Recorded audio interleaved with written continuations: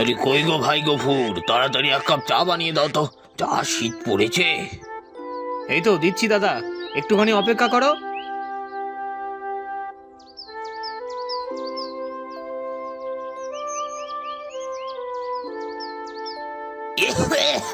বাবা, এটা কোনো চা হলো? চায়ের স্বাদ এত জঘন্য হয় কি করে? দূর দূর, মুখটাই খারাপ হয়ে গেল। থু। কিন্তু দাদা, আমি তো ভালো করেই বানালাম, কেন যে আমার বানানো চা খেতে খারাপ হয় আমি বুঝি না। তোমাকে দিয়ে আর এই কাজ হবে না, বুঝলে তো গফুর। এই এই তোমরা এখানে বসে বসে কি দেখছো? চলো চলো। হায় হায় রে হায় রে, কি পোড়া কপাল! কেন যে আমার হাতের চা ভালো হয় না? প্রতিদিন মানুষের এমন কথা শুনতে ভালো লাগে না আমার। হায় হায়।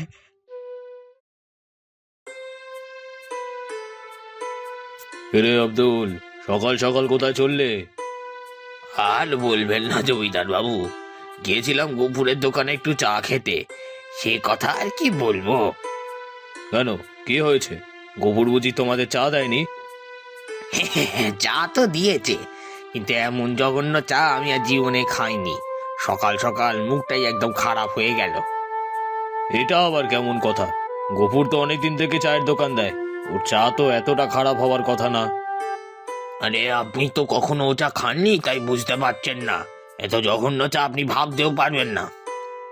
না না, এটা তো ভালো কথা নয়। আমাদের গ্রামের এই চা যদি বাইরের কেউ খায়, তাহলে তো গোটা গ্রামের অপমান হবে। আরে তাই তো বলি জমিদার বাবু, কিছু একটা করুন, নাহলে মান সম্মান তো আর থাকবে না।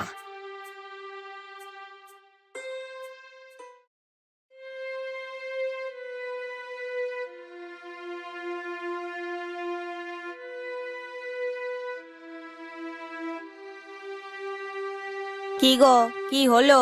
তুমি দোকানে না বসে নদীর পাড়ে এমন বসে আছো যে? আর দোকানে বসে কি হবে? প্রতিদিন এমন অপমান আমি আর সহ্য করতে পারছি না। কি সব যা তা বলছো তুমি? দোকানে বসে তুমি অপমান সহ্য করতে যাবে কেন? আচ্ছা, তোমার কি হয়েছে খুলে বলো তো। আমার হাতের চা খুব খারাপ হয় গো, কেউ খেতে পারে না। সারা গ্রামে আমার দুর্নাম রটে গেছে। তুমি এত বছর যাবৎ চায়ের দোকান দিচ্ছ, তারপরেও তোমার হাতের চা এত খারাপ কি করে হয় আমি যে বুঝি না।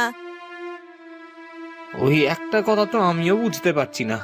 এমন চলতে থাকলে তো দোকানপাট সব লাটে উঠবে। এমন চলতে থাকলে তো দোকানপাট লাটে উঠবে। না না, আজকে আর হবে না, চলো বাড়ি যাই।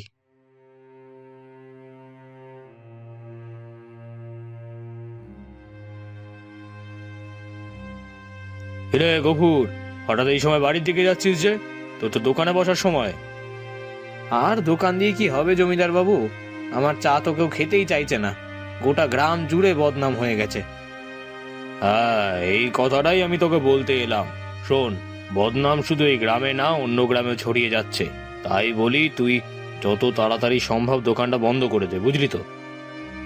এ আপনি কেমন কথা বলছেন জমিদার বাবু? দোকান বন্ধ করে দিলে আমরা খাবো কি? আমাদের যে না খেতে পেয়ে মরতে হবে।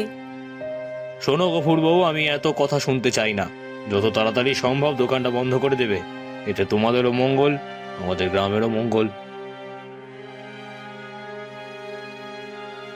হায় হায়, আমি যা ভেবেছি একদম তাই।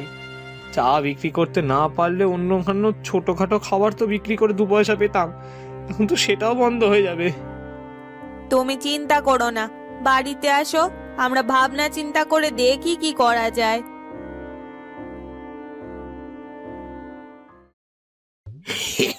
একেবারে ঠিক হয়েছে এবার। শুনলাম জমিদার বাবু ওই গফুরের দোকান বন্ধ করে দিয়েছে। এবার ব্যাটা নিজের ঘরে বসে বসে চা বানাক আর খাক, বাঁচা গেল।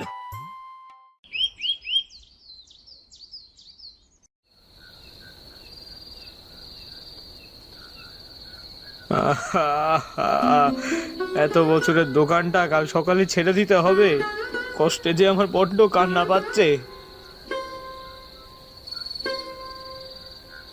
কে রে বাছা তুই, এই রাতের বেলা নদীর পাড়ে বসে কি করছিস? আমার বড় দুঃখ বুড়িমা, আমার হাতের চায়ের স্বাদ জঘন্য হয়, তাই জমিদার বাবু বলেছেন কাল সকালেই যেন আমার দোকান বন্ধ করে দিই। আহারে, তোর তো দেখছি মহা বিপদ। তবে ভয় নেই বাছা, এই নে 1 কৌটা রূপালি মশলা। চা বানানোর সময় এর একটু মশলা দিয়ে দিলেই চায়ের স্বাদ অনেক হবে। দেখবি সবাই তোর চা খুব পছন্দ করবে।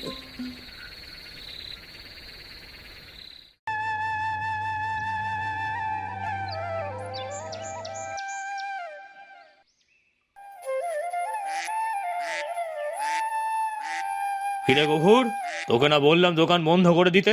তুই আমার কথার অমান্য করছিস। এই জমিদার বাবু, ও চা কিন্তু বেশ সুন্দর হয়েছে, আপনি একটু খেয়ে দেখুন তো। এত ভালো চা আমি কখনো খাইনি। খান খান না, খান।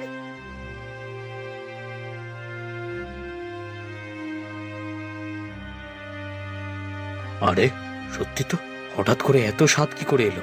না না গফুর, এই দোকান বন্ধ করা চলবে না। আমি প্রতিদিন এসে তোর দোকান থেকে চা খাবো। এইভাবে চা বানিয়ে যা, খুব ভালো হচ্ছে, চালিয়ে যা। এরপর থেকে গফুরকে আর চিন্তা করতে হয়নি। বুড়িমার দেওয়া মশলা দিয়ে চা বানিয়ে স্ত্রী আয়েশাকে নিয়ে সুখে শান্তিতে দিন কাটাতে থাকে সে।